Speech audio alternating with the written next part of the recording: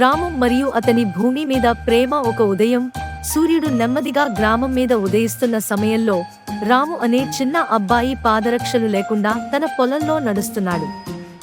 చల్లని మట్టి స్పర్శ అతని కాళ్లకు తాకింది.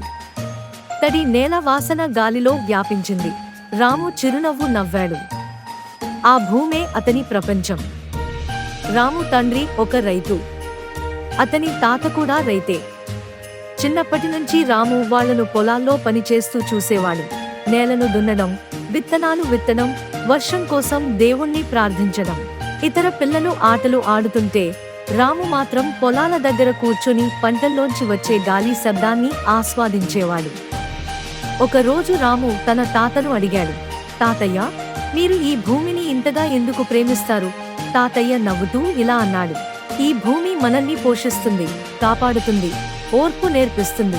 ఆ మాటలు రాము హృదయంలో నిలిచిపోయాయి.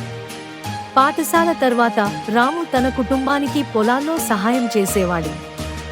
నీళ్లు మోయడం, కలుపు తీసేయడం, చిన్న మొక్కలను మృదువుగా తాకడం, ఇవన్నీ అతనికి ఆనందాన్ని ఇచ్చేవి.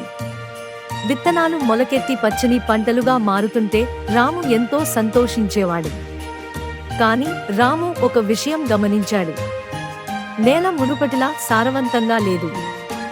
నీరు కూడా కొరతగా మారుతోంది. రైతుల ముఖాల్లో ఆందోళన కనిపించింది.